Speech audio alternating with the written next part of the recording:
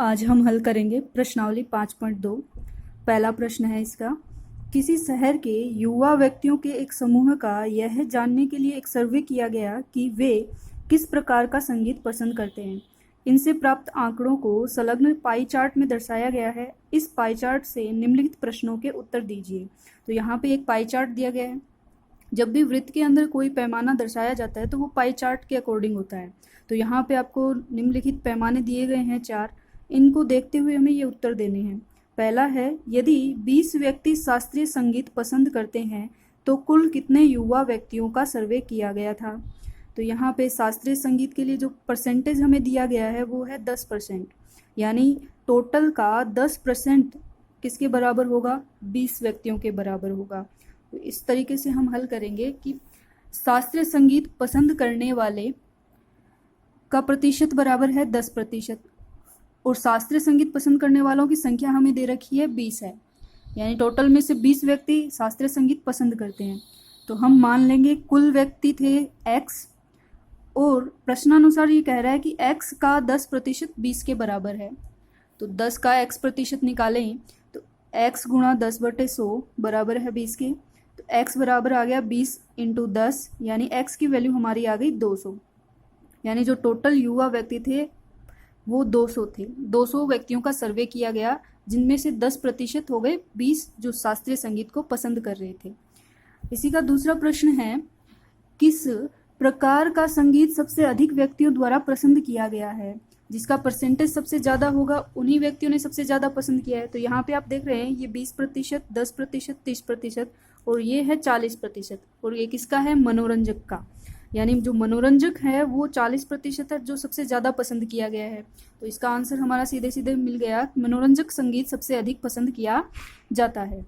Next प्रश्न है, यदि कोई कैसेट कंपनी 1000 सीडी बनाए तो वह प्रत्येक प्रकार की कितनी सीडियाँ बनाएगा। तो टोटल सीडियाँ हैं 1000 और अलग अलग परसेंटेज के अनुसार, यानी शास्त्रीय संगीत बनाएगा तो वो 1000 का 10% ही बनाएगा। इसी प्रकार उपशास्त्रीय बनाएगा तो 1000 का 20%, मनोरंजक वाला 40 और लोक वाला 30% बनाएगा। तो इनका अलग अलग परसेंटेज निकालेंगे अपन। तो कैसेट कंपनी द्वारा बनाई गई कुल सीडियाँ हैं 1000। शास्त्रीय संगीत की सीडी संख्या, तो 1000 का 10% ही शास्त्रीय होगा, तो 10% हटाएंगे तो बट्टे में 100 आएगा। 10 से 10 कटा, यहाँ 10 से 10 कैंसिल किया तो आंसर आया हमारा 100 सीडियाँ। तो यहाँ पे कितनी सीडियाँ बनेंगी शास्त्रीय के लिए, 100 सीडियाँ बनेंगी। नेक्स्ट है उपशास्त्रीय संगीत की सीडियों की संख्या, तो 1000 टोटल का 20%, 20/100, 20 से 20 कैंसिल किया, 20 × 10 यानी 200 सीडीज बनेंगी। यहाँ पे मनोरंजक की सीडी संख्या है तो 1000 का 40%, 40/100, 20 से 20 कैंसिल, 40 × 10 यानी 400 सीडीज बनेंगी।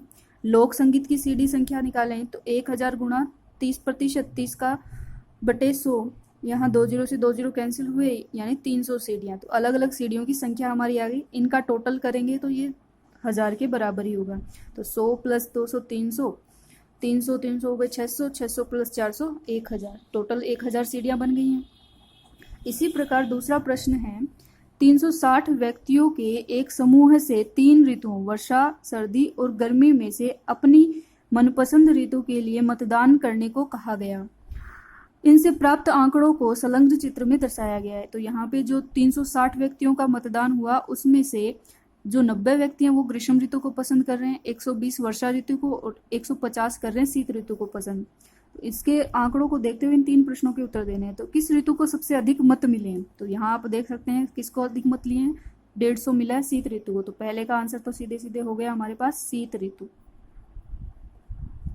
नेक्स्ट है, प्रत्येक त्रिज्यीय खंड का केंद्रीय कोण ज्ञात कीजिए।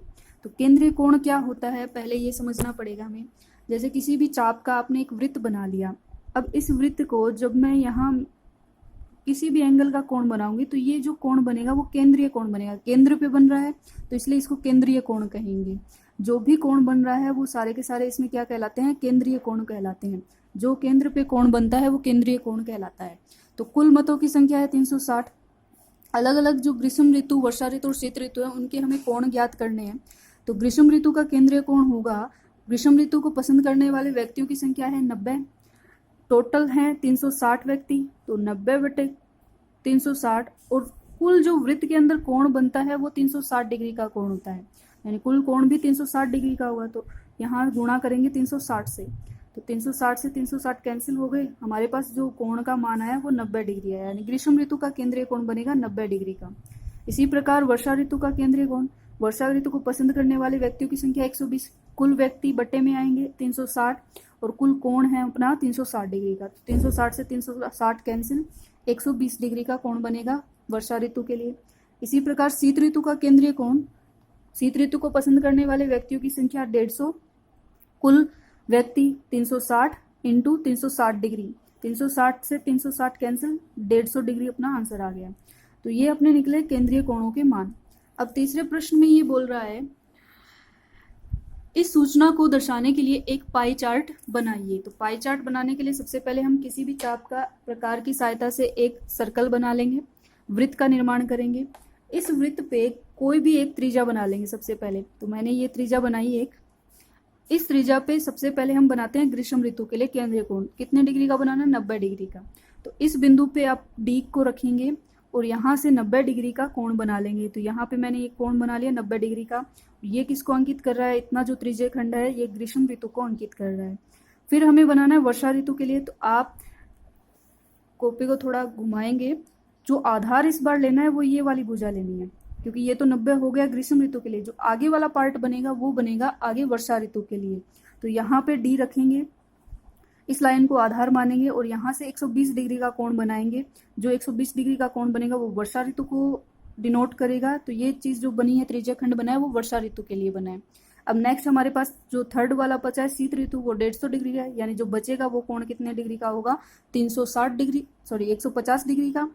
और इन तीनों का योग जो है वो 160 के बराबर होगा, 120 प्लस 90 प्लस 150 बराबर होंगे 360।